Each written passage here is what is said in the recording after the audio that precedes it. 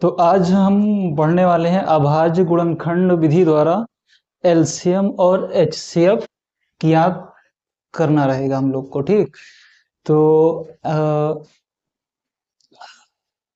अभाज्य गुणनखंड विधि द्वारा कैसे करेंगे तो अभी हम लोग निकालते हैं। तो प्रश्न हमारा है संख्या 336 व 54 का अभाज्य गुणनखंड विधि द्वारा एलसीएम व एचसीएफ ज्ञात कीजिए। तो हमारी जो पहली संख्या है वो है 336। ठीक, इसका हम लोग गुणनखंड पहले बनाएंगे 336 का अभाज्य गुणनखंड विधि द्वारा। ठीक, अभाज्य, तो इस संख्या को हम लोग उस नंबर से डिवाइड करेंगे जो संख्या अभाज्य रहेगा। मतलब अभाज्य के मतलब ऐसी संख्या जो किसी से भी विभाजित ना हो। जैसे 3 है तो 3 सिर्फ 3 से ही विभाजित होगा। ठीक, यानी 3 को 3 से ही हम लोग भाग कर सकेंगे और कोई संख्या से नहीं डिवाइड कर सकेंगे।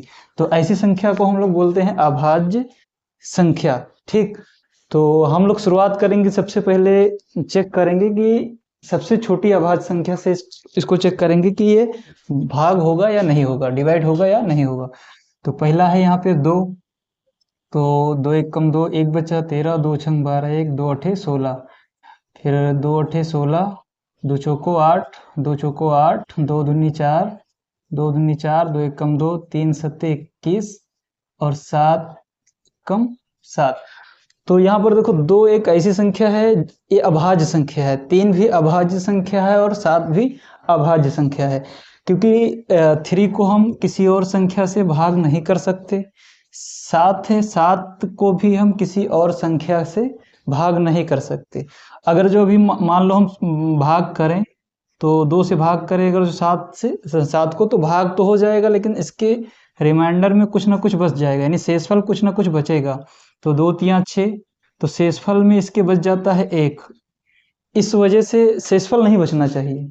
ठीक, तो मतलब शेषफल अगर जो बच जाता है तो समझ लो कि वो संख्या यही अभाज्य संख्या है। ठीक, तो अभी हमने 336 का गुणनखंड किया तो आया यहाँ पे 2 2 2, कितने बार है, 1 2 3 4 बार, 2 गुणे 2 गुणे 2 गुणे 2, फिर 3 है 1 बार, फिर 7।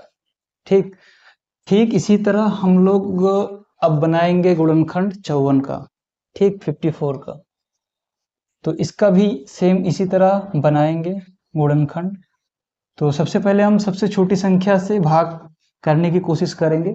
ठीक, तो पहले हम 2 से करते हैं। 2 दूनी 4, 1 मिनट, 2 दूनी 4, 1 बचा 14, 2 सत्ते 14, 3 सत्ते 21 से 7 एकम 7। तो 54 का जो गुणनखंड बना वो है यहाँ पे 2 गुणे 3 गुणे 7। ठीक, अब हमको एलसीएम और एचसीएफ निकालना है। ठीक, तो एलसीएम जब हम लोग निकालेंगे तो हम इन दोनों के गुणनखंड में से वो संख्या लेंगे जो कॉमन होगा। कॉमन संख्या में से एक संख्या लेंगे और जो कॉमन नहीं है उसको हम ऐसे ही लिख लेंगे। जैसे हमारे पास यहाँ पे पहले 2 और 2 दोनों में है तो हम सिर्फ 1 2 लिखेंगे, फिर 2 यहाँ पे 3 बार है लेकिन यहाँ पे 3 बार नहीं है तो हम ऐसे ही 3 बार 2 को और लिख लेंगे ऐसे। ठीक, अब बचता है 3 और 3 का भी कॉमन है दोनों में, 3 3 का कॉमन है तो यहाँ पे 3 लिखा और 7 7 भी कॉमन है दोनों में तो 7 लिख लिया। ठीक, अब इन सब को हम गुणा कर देंगे और जो गुणा करने के बाद जो गुणनफल आएगा वही एलसीएम होगा। ठीक, तो 2 दूनी 4 दूनी 8 दूनी 16, मतलब 2 को 2 से गुणा किया, जो आया उसको 2 से, फिर जो आया उसको 2 से, 3 सत्ते 21। अब 16 को 21 से गुणा करेंगे ऐसे, 2 एकम 2, 2 एकम 2 और 6 दूनी 12 के 2 हाथ से लेंगे, 2 एकम 2 और 1 3, 6 3 3, तो 336 इसका आ जाएगा एलसीएम। ठीक, अब आप लोग वीडियो पॉज करके पूरा लिख सकते हैं इसको चाहे तो, ठीक। अब दोबारा हम निकालेंगे HCF, ठीक। तो जब हम लोग HCF निकालेंगे इसका, तो HCF इक्वल टू, अब हम लोग HCF इन दोनों संख्याओं में सिर्फ उसी को लेंगे, गुणा करेंगे आपस में जो दोनों में रहे। जैसे 2 यहाँ पर भी है तो एक 2 यहाँ पर भी है, तो इसको लिख लिएगा, ठीक, लिख लिया। जो दोनों में कॉमन रहेगा उसी को हम लोग HCF में लिखेंगे, ठीक। तो यहाँ पे 3 है, यहाँ पे 3 है, लिख दिया। यहाँ पे भी 7 है, यहाँ पे भी 7 है, इसको भी लिख दिया। 3 दूनी 6, 6 गुणे 7, 7 छंग 42। तो इन दोनों नंबर का एलसीएम निकल के आ गया 336 और HCF निकल के आ गया 42, ठीक। तो आप लोग वीडियो को पॉज करके पूरा लिख लीजिए अच्छे से, ठीक ठीक। अभी एक सवाल इसके अंदर मैंने यहाँ पे लिख के रखा है इस बॉक्स में। अच्छा, एक चीज और, यहाँ पे जो एलसीएम का मतलब हिंदी में लासा होता है और HCF का मतलब मासा होता है, ठीक, ये भी याद करके रखना, ठीक।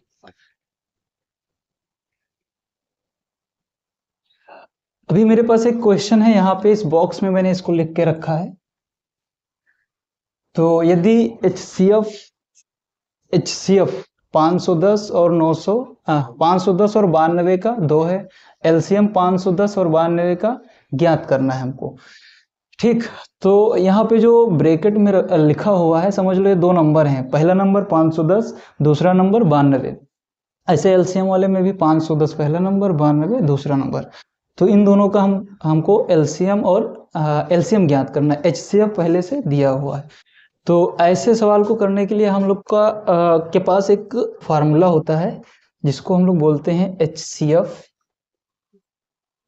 A, B।